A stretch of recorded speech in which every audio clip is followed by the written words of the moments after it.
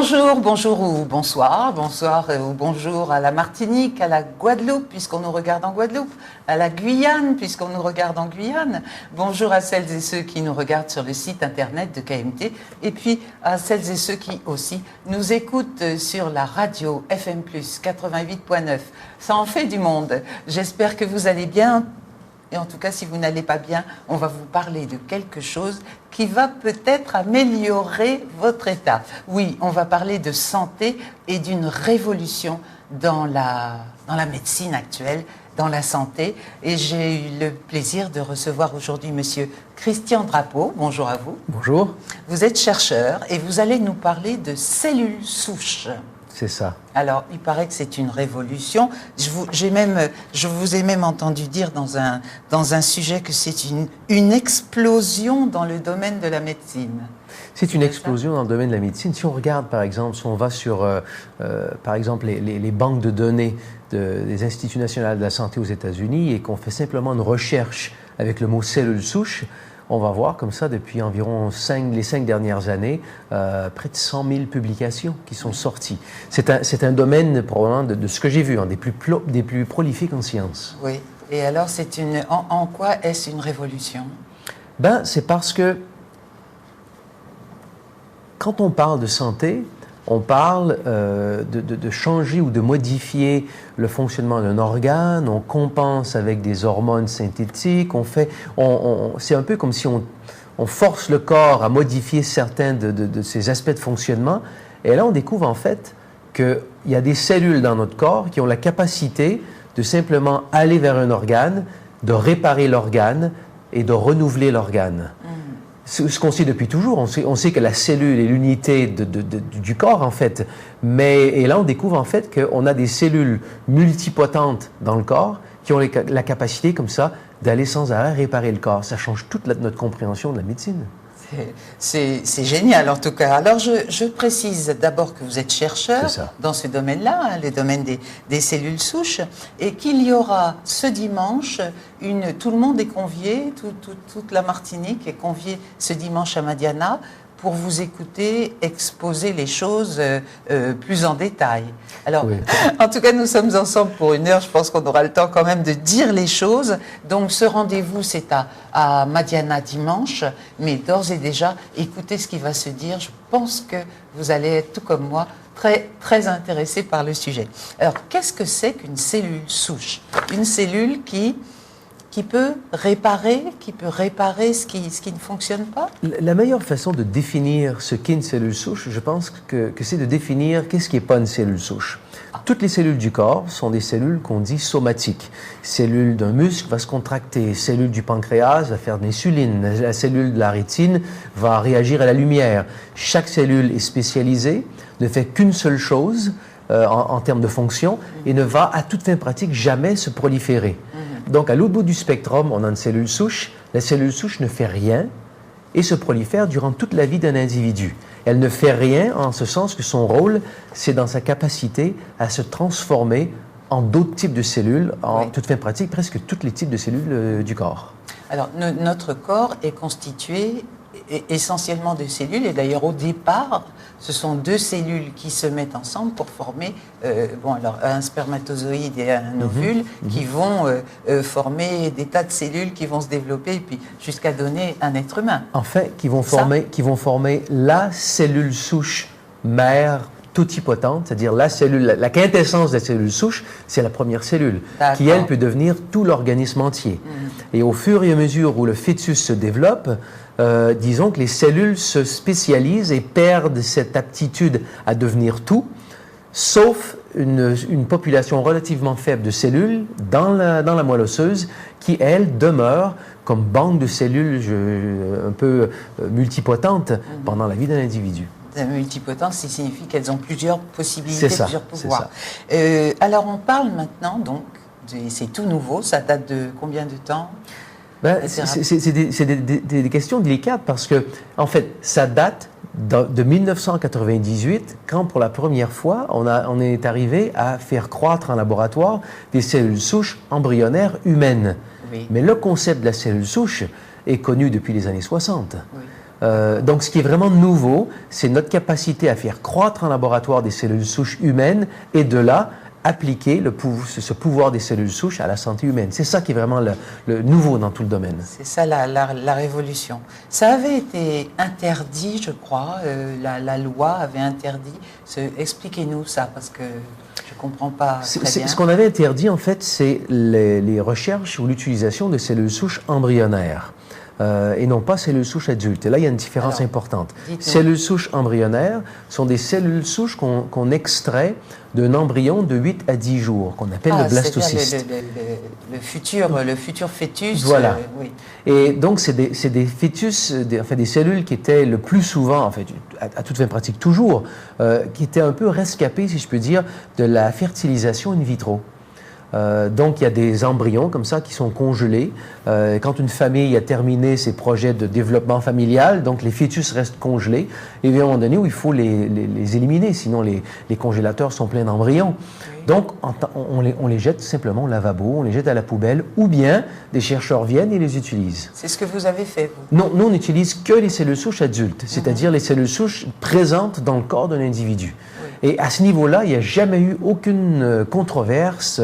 La controverse a été dans l'amalgame, c'est-à-dire que la population, et souvent les journalistes, ne sachant pas qu'il y avait une différence entre les deux, on a pris les problèmes d'éthique avec l'utilisation d'un embryon humain, parce qu'on peut comprendre comment l'utilisation d'embryons humains peut amener au marché d'embryons humains. On voit où ça peut mener. Donc c'est là que les législations, c'est là qu'on a fait l'arrêt, si je peux dire. Au niveau des cellules souches adultes, aucun problème. Aucun problème, d'accord. Alors, qu'est-ce que vous en faites de ces cellules souches? Vous qui avez cherché, qu'est-ce que vous avez trouvé? Racontez-nous. Nous, ce qu'on a fait, qui est un peu différent de ce qui se fait dans le domaine, on pourra y revenir après, nous, ce qu'on a fait, c'est que, en travaillant avec différentes plantes, par hasard, on a découvert une plante qui provoquait la libération de vos propres cellules souches, de votre propre moelle osseuse. Et quand on augmente le nombre de cellules souches dans le sang, on augmente tout simplement le nombre de cellules souches disponibles pour pouvoir migrer vers les différents organes. Et qu'est-ce que c'est cette plante alors? C'est une plante, c'est une algue bleue qui s'appelle, donc son nom scientifique c'est l'Aphanisomenones floss aqua, donc en abrévé on dit l'APHA. C'est une algue, j'ai commencé à travailler avec cette algue-là en 1994 pour une compagnie qui vendait donc ce produit-là comme produit de santé aux États-Unis. Et vous travaillez dans un laboratoire En fait, au début, j'étais chercheur à l'Institut neurologique de Montréal sur la mémoire, sur l'épilepsie. Et comme cette plante avait aussi des effets au niveau de la concentration, donc cette compagnie m'a engagé pour faire les recherches. J'avais pas moi de laboratoire, on a développé un laboratoire, mais j'ai surtout travaillé avec des laboratoires externes. Donc toutes les recherches ont été faites dans des laboratoires externes. D'accord. Alors cette plante, cette algue bleue. Cette algue bleue. C'est par hasard que.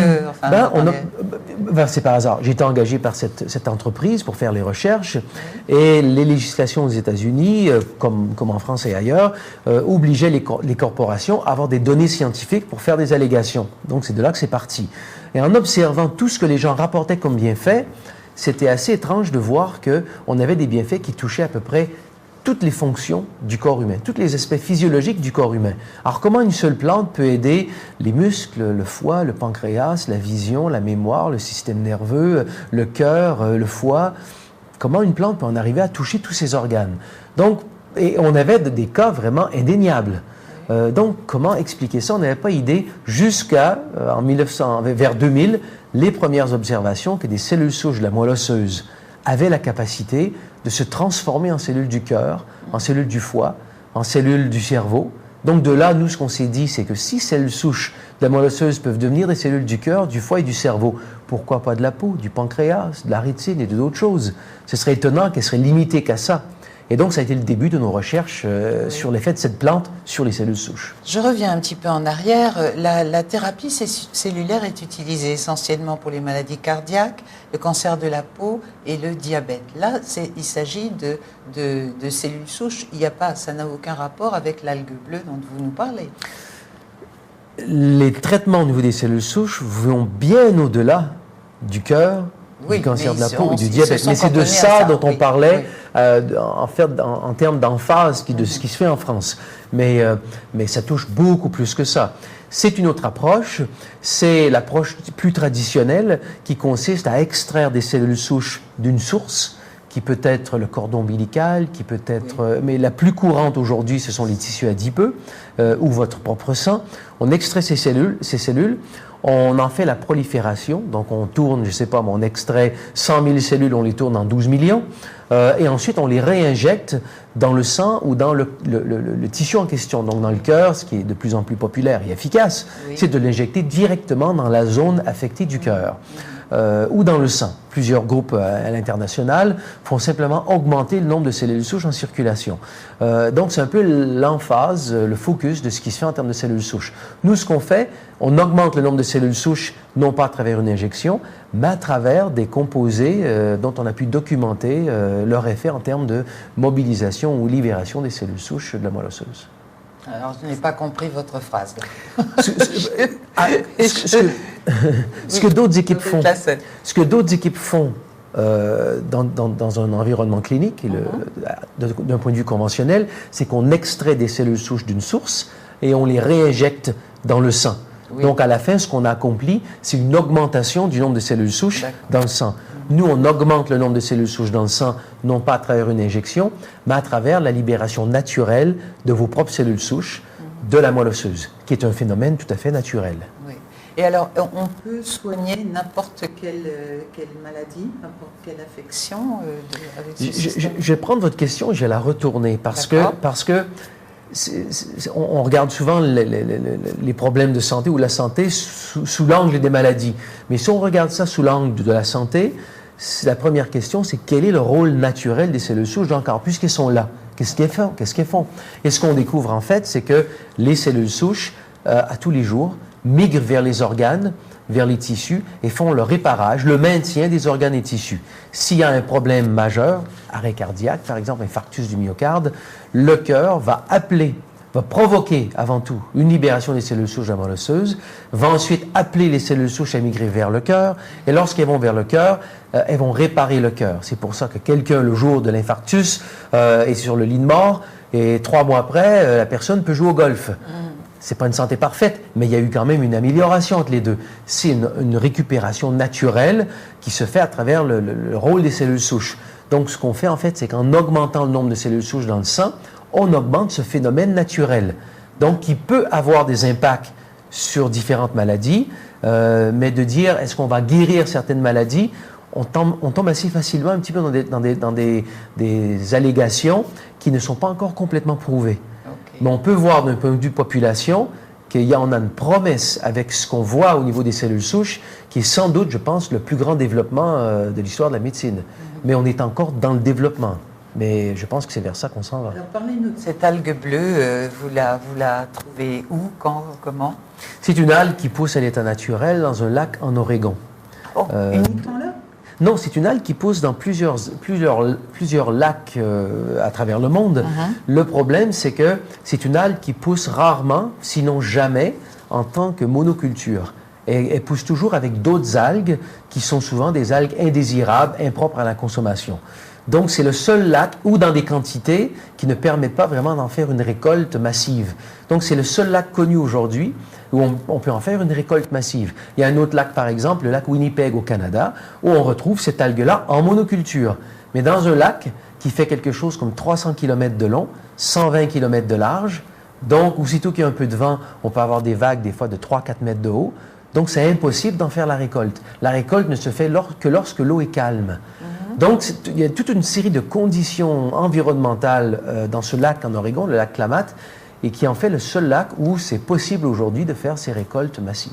Et comment vous avez pu entrer en relation avec cette algue, alors de la trouver dans ce lac? Enfin, bon, l'histoire date de la fin des années 70 avec quelqu'un qui faisait la croissance contrôlée en piscine, la croissance de spiruline.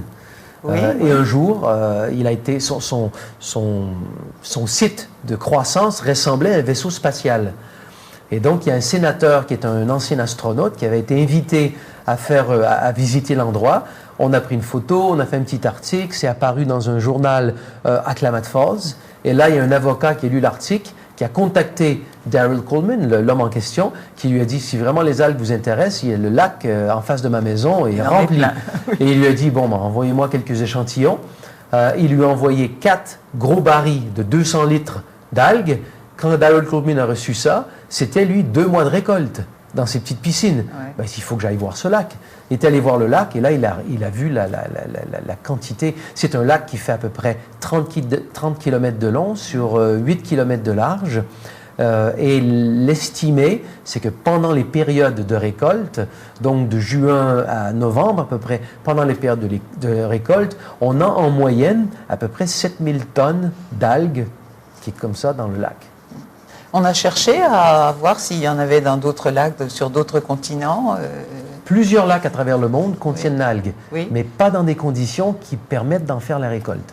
Sinon, c'est une algue connue, c'est une algue qu'on a vue dans plusieurs lacs. On ne peut pas la cultiver?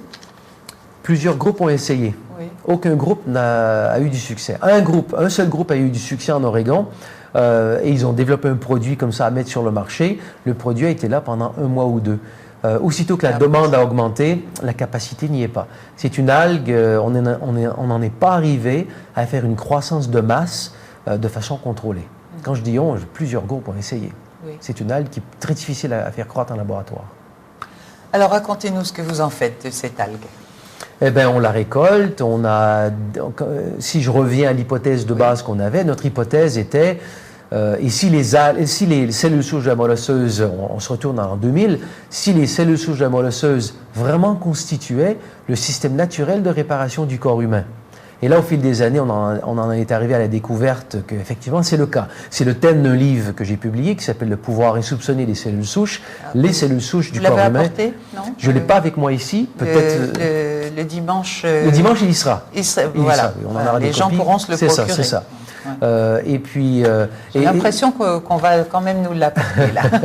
Donc, c'est un livre quand même avec 400 références scientifiques. C'est une thèse très, très solide. C'est ce que les cellules souches font dans le corps humain.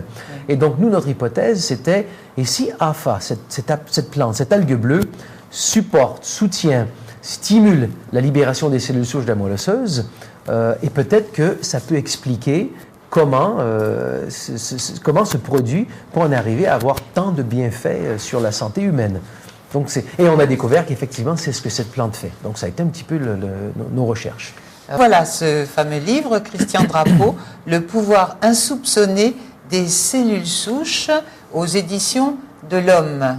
Alors, est-ce qu'on le voit correctement? Voilà, merci beaucoup, Sidney. Christian Drapeau, Le pouvoir insoupçonné des cellules souches. Et on pourra le trouver dimanche. On le trouve dans les librairies? Il est dans les librairies. J'ai oublié le nom. Il y a une librairie ici je pense, assez connue en Martinique. On m'a assuré que le livre serait à la librairie aussi, parce qu'on a aussi un nombre limité. Je pense que ce n'est pas la peine que je donne le nom de la librairie assez connue. Tout le monde la connaît. Christian Drapeau a obtenu un diplôme en neurophysiologie de l'Université McGill de Montréal en 1987, ainsi qu'une maîtrise du département de neurologie et de neurochirurgie. Bon, vous êtes bardé de diplômes, quoi, c'est ça? Dans le domaine des cellules souches, ce qui est intéressant, c'est que c'est tellement nouveau qu'on ne peut pas étudier en cellules souches. Tous ceux qui font des travaux en cellules souches viennent d'un autre domaine et tous par un moyen ou un autre, une raison ou une autre, se sont mis à s'intéresser aux cellules souches. C'est un domaine assez éclectique et intéressant. D'accord. Donc vous nous disiez, il ne s'agit pas de guérir une maladie, dire j'ai mal là et je vais faire ci, la petite algue bleue va me soulager. Il s'agit de voir la santé d'une autre manière. Écoutez, c'est sûr que la grande majorité des gens s'intéressent le plus souvent à la santé lorsqu'on l'a perdue. Donc, ça nous entraîne, d'un point de vue de société, à avoir un langage qui est presque toujours sous l'angle de la maladie. Et ce que j'aimerais amener comme nouvelle discussion, c'est qu'en découvrant le rôle naturel des cellules souches dans le corps, pour la première fois, on a vraiment une plateforme pour parler de santé. Parce qu'on le sait tous, entre santé optimale et la maladie, le diagnostic d'une maladie, il y a une vaste région grise dans laquelle on est considéré comme en santé, alors qu'on sait très bien qu'on n'a pas la mémoire qu'on avait, la vision qu'on avait, tout ça, mais on n'est pas malade. Oui. Mais on ne fait quelque chose dans le domaine de la santé que lorsqu'on est malade. Et là, quand on comprend ce que le corps fait pour se réparer, si on peut en arriver à maintenir ce système de réparation, à l'optimiser, et c'est ce qu'on voit chez les gens qui consomment nos produits, c'est que même sans maladie, les gens retrouvent une santé beaucoup plus optimale. Et donc, ça nous donne une plateforme pour pouvoir parler de la santé sous un tout autre angle. C'est ça qui m'intéresse parce que, quelque part, si on est là pour vivre, ben, mieux vaut être en santé, quoi. Mieux vaut, oui, ça c'est sûr. Et puis vieillir en santé voilà. aussi. Vous avez rencontré il y a quelques jours les médecins de Martinique. Vous avez fait une réunion qui était réservée aux médecins. Comment vous ont-ils accueillis et qu'est-ce qu'il en est ressorti, si c'est pas indiscret? Il faut comprendre que la majeure partie des médecins qui sont donc des médecins fonctionnels, en pratique depuis plusieurs années. Je fais une parenthèse juste avant. J'étais en voyage au Bénin en juin. À côté de moi, il y avait une jeune Québécoise et je commence à lui parler. Elle venait tout juste d'être diplômée en médecine. Alors, je lui ai posé la question. J'ai dit, et les cellules souches, on vous a dit quoi? Elle me dit, les quoi? Je dis, les cellules souches. Ben, elle connaissait, mais elle connaissait parce qu'on lui avait parlé que c'était les précurseurs des cellules du sang, mais rien de plus. Alors, même aujourd'hui, d'un point de vue académique, alors qu'il y a une littérature, mais c'est tellement prolifique la littérature au niveau des cellules souches, ça n'a pas encore traversé le fossé pour aller vers l'académique. Donc, quand on parle à des médecins et qu'on leur dit que les cellules souches peuvent devenir des cellules de différents organes, la première réaction, c'est de se dire, mais qu'est-ce qu'il raconte lui? Donc, il faut comprendre, et ce n'est pas une critique, hein, donc, toutes les conférences avec les médecins commencent de la même façon. Ils me regardent les bras croisés, ils regardent, et puis surtout... avec un air un peu méfiant. Et au fur et à mesure, on présente les données, mais il y a tellement de données. Et on présente indéniable, absolument indéniable. Les gens commencent à réaliser qu'il y a vraiment des découvertes qui se sont faites au niveau des cellules souches qui ont un impact au niveau de la médecine.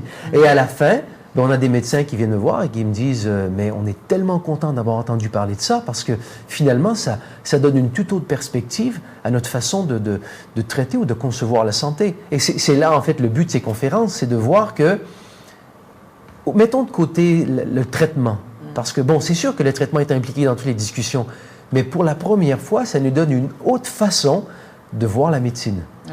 Et ça va prendre des années avant que le changement se fasse. Oui. Mais je pense qu'on a pour la première fois cette plateforme vraiment de voir la santé d'une autre façon. Parce que il s'agit quand même d'une remise en question totale. Hein, totale. En fait, une remise en question en ce sens que, comme je le disais un peu avant... En général, les médecins n'aiment pas tellement. Hein, et c'est surtout, et je pense que c'est l'obstacle le plus grand, c'est surtout que de dire, dans un monde où la médecine consiste surtout à développer de nouveaux médicaments, de nouvelles méthodes, de nouvelles techniques sophistiquées qui nous permettent, en tant que grands chercheurs, grands médecins, grands intellectuels, quand je dis intellectuels, je ne dis pas de façon péjorative, des personnes qui ont des PhD, plein de travaux avec des brevets, etc., on arrive à aller modifier la santé d'un individu. Il y a une grande fierté académique dans tout ça. Oui. Et là, on prend du recul, on vous dit non, votre corps le fait depuis le jour où vous êtes né. On n'a qu'à supporter cette fonction naturelle du corps. Ça amène une certaine humilité qui est souvent pas présente dans le monde, je dirais, académique de la médecine, ou du moins pas assez présente. Et je dis ça avec beaucoup de respect, hein, beaucoup de respect des médecins et du corps médical. C'était pris comment? Quel genre de questions ils vous ont posées? C'est des questions de toute nature, mais souvent c'est des questions à savoir... La question la plus courante qui vient des médecins, c'est de nous dire, mais si tout ce que vous dites est vrai, pourquoi on n'entend pas parler?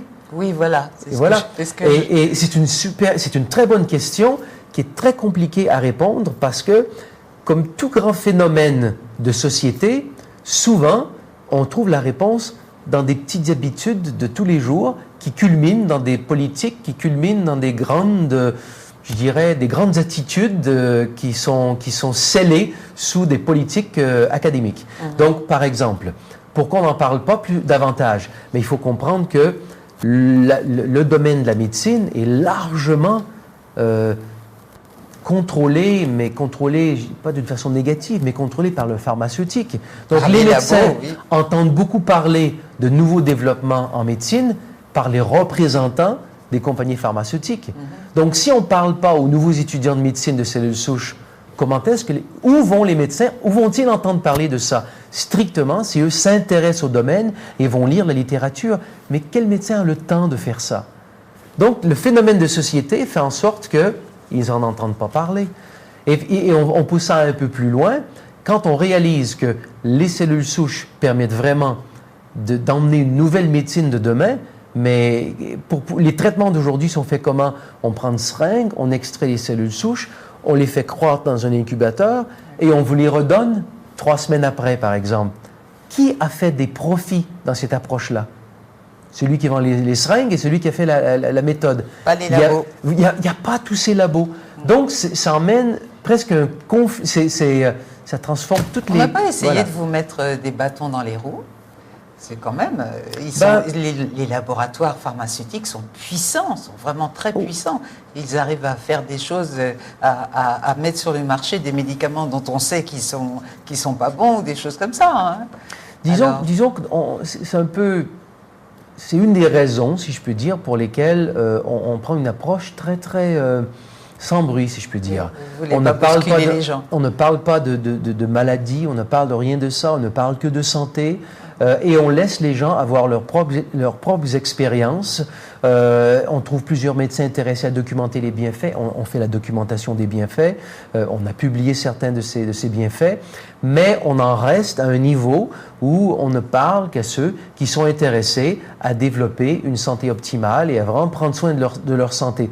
Donc, on œuvre, si je peux dire, dans des démographies, dans des champs d'intérêt qui sont complètement différents. Et donc, ça reste complémentaire. Pas marcher sur leur plate-bande.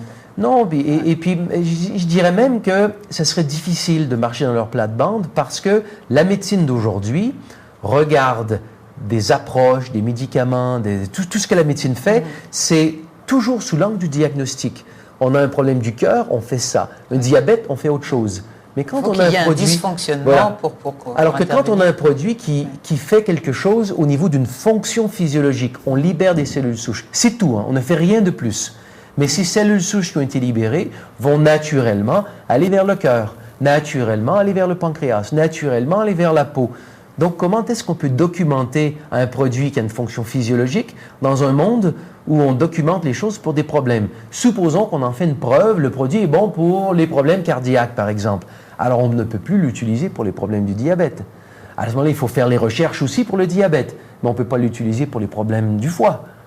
Alors, on rentre dans un domaine où les frais de recherche pour pouvoir prouver un produit pour tous les problèmes pour lesquels il pourrait être utile, ça devient impossible. Donc, on le garde strictement comme un produit de santé optimale, point. Et c'est que de ça dont on parle.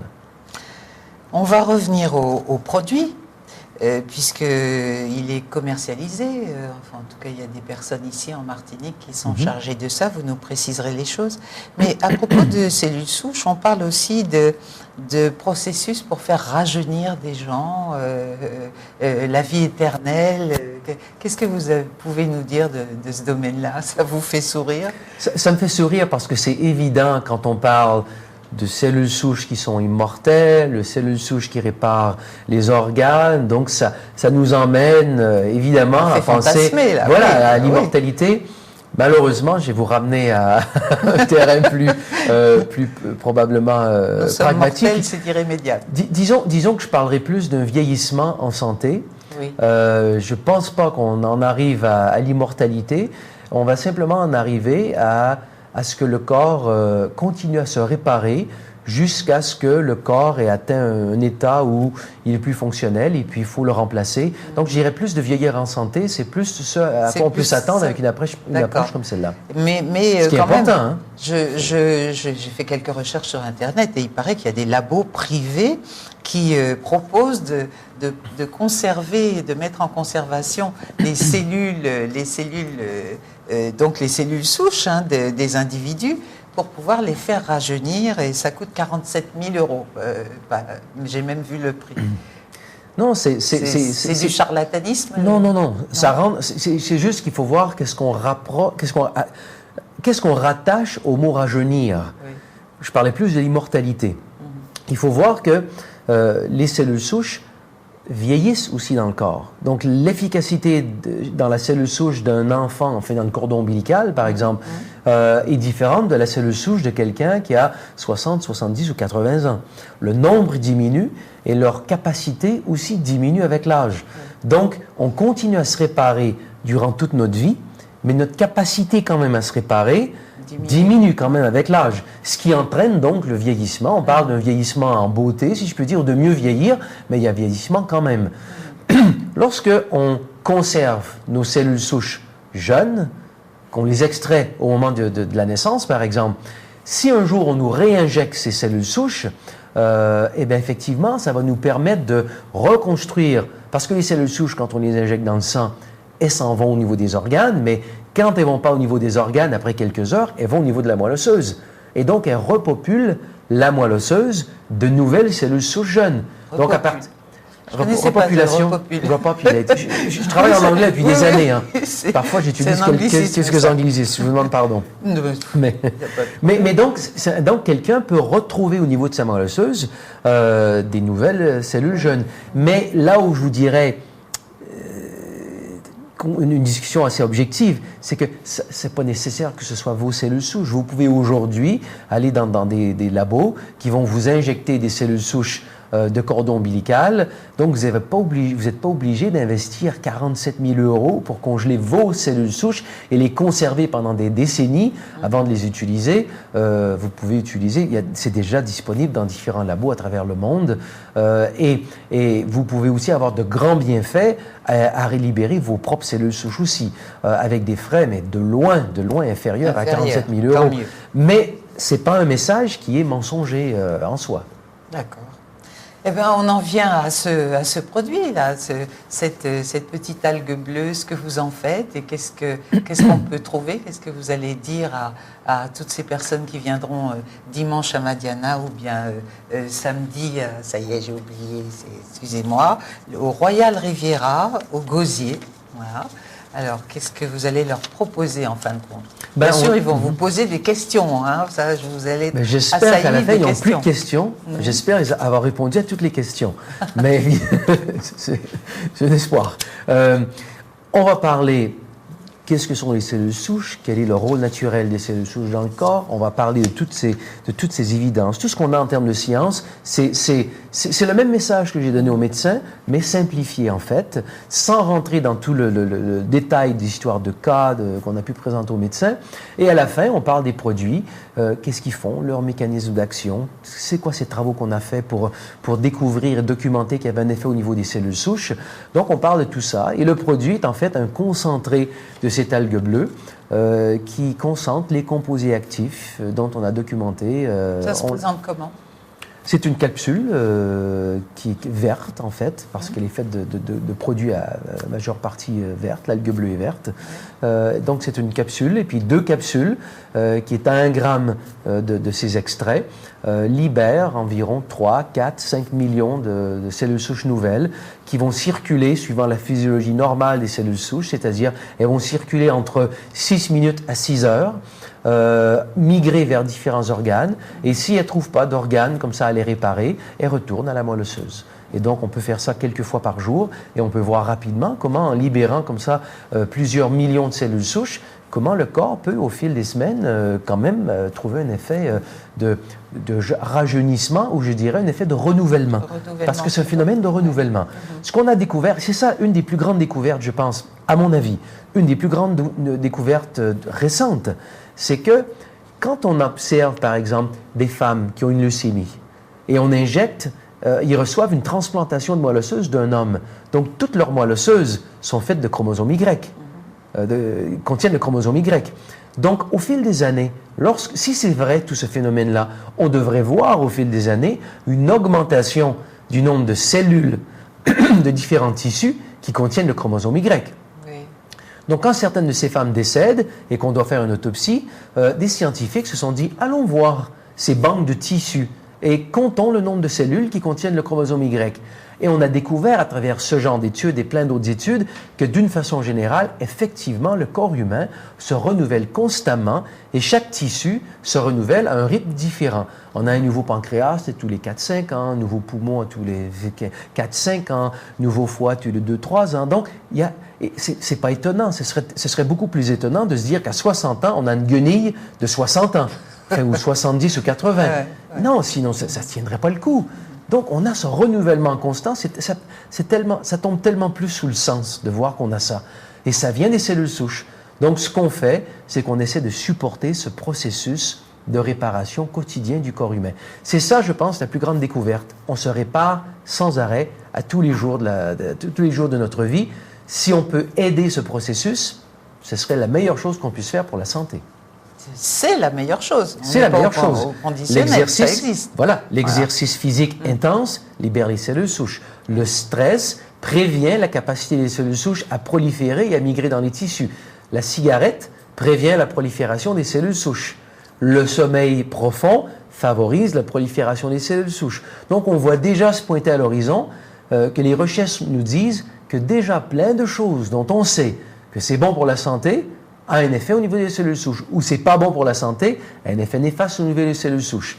Donc, il y a plein de choses qu'on peut faire comme ça pour se garder en santé, et on a découvert des composés naturels qui favorisent la libération ou la circulation ou la migration des cellules souches. Ayant découvert un peu ça, on en a fait un peu la mission de notre entreprise, c'est ça.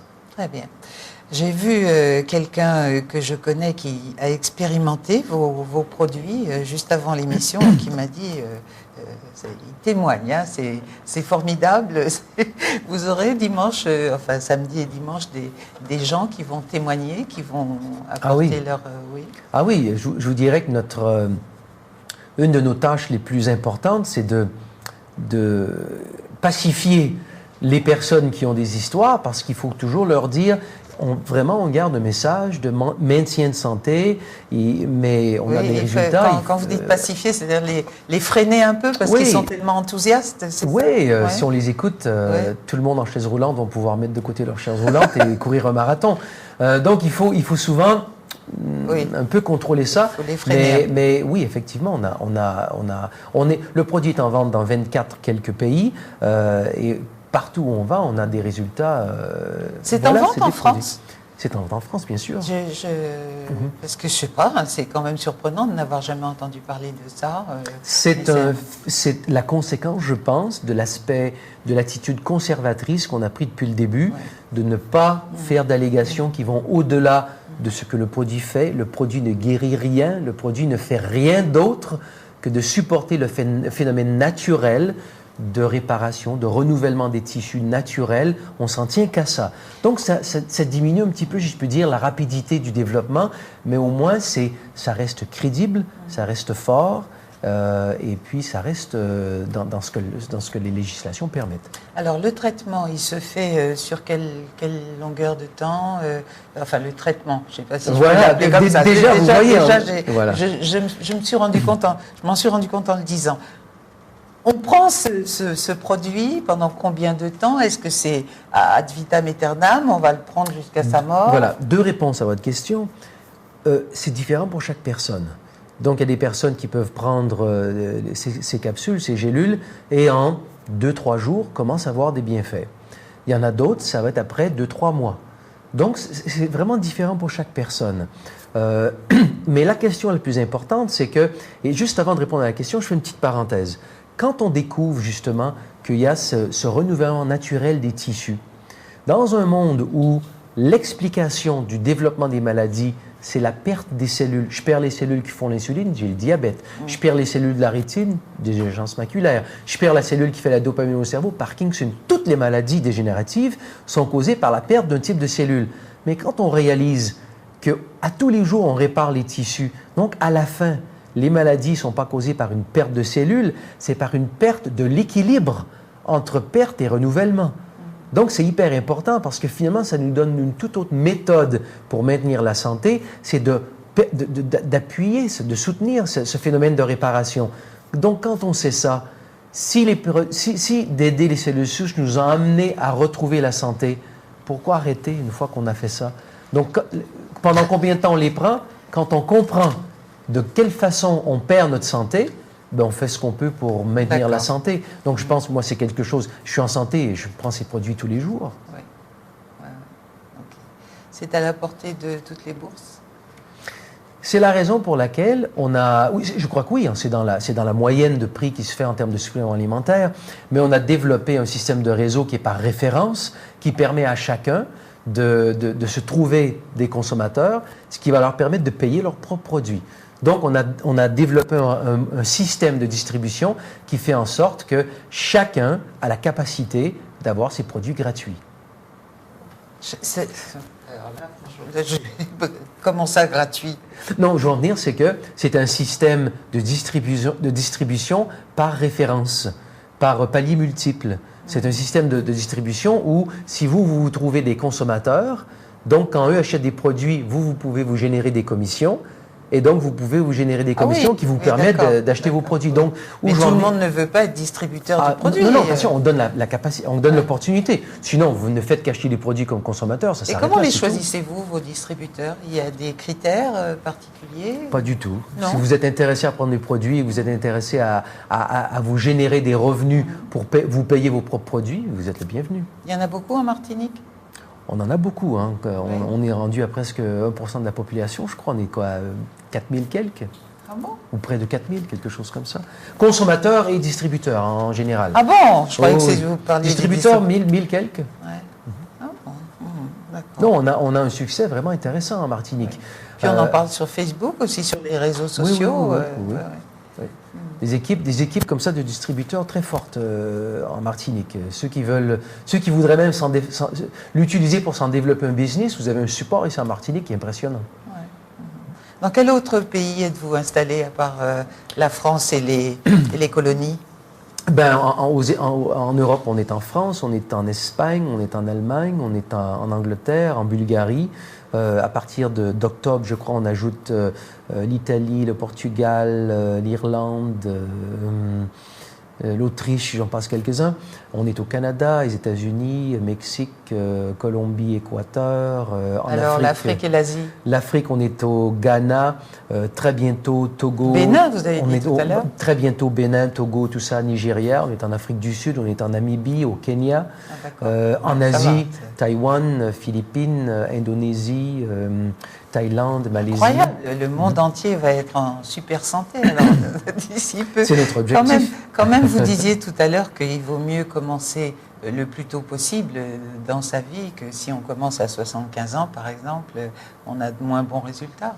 C'est pas qu'on a de moins bons résultats. Je m'attendais à ça. Au début, mon hypothèse de base, c'était les très jeunes ne verront pas vraiment de résultats parce qu'ils ont déjà un système de renouvellement efficace, si je puis dire.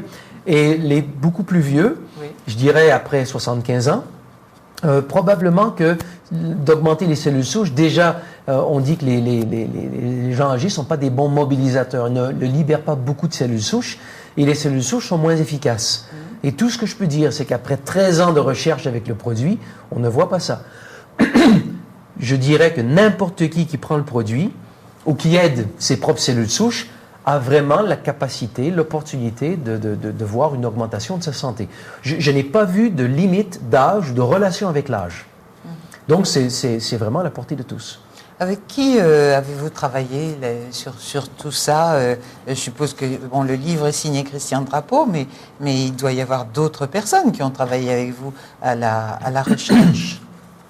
C'est une hypothèse qui a été mise de l'avant par moi et Dr Gitte Jensen, qui est une chercheuse du Danemark et qui a migré au Canada, ensuite aux États-Unis, qui est associée à un laboratoire au Canada. Et non, en fait, c'est des travaux qu'on a fait seuls. On a engagé d'autres laboratoires à faire des recherches, des travaux de recherche, des protocoles bien précis pour répondre à des questions bien précises. Par exemple, les cellules qu'on libère, est-ce que ce sont des cellules vraiment efficaces qui peuvent réparer les tissus? On peut faire ce genre de recherche que chez des animaux, donc on a engagé différents laboratoires pour faire ces travaux. Mais c'est une hypothèse de travail et tout un concept qu'on a développé nous-mêmes. D'accord. Qui est en fait, quand je dis développement, on n'a même pas fait de travaux, nous, sur les cellules souches comme telles. Ça a été plus une revue de tout ce qui s'est fait dans le domaine des cellules souches et une réinterprétation de tous ces travaux en faisant une analyse, je dirais une méta-analyse, une analyse qui recoupe tous les articles en général, ce qui redonne vraiment une nouvelle vision des cellules souches, qui aujourd'hui est bien acceptée, mais à l'époque c'était quand même assez nouveau. Donc en fait, ce qu'on a fait, c'est ça, une réinterprétation des données disponibles à l'époque. Très bien, je feuillette un peu votre livre que je découvre, mais je me rends compte que c'est pas ça qui va me... Oh là, il y a un passage sur le tabagisme. Qu'est-ce que vous en dites du tabagisme?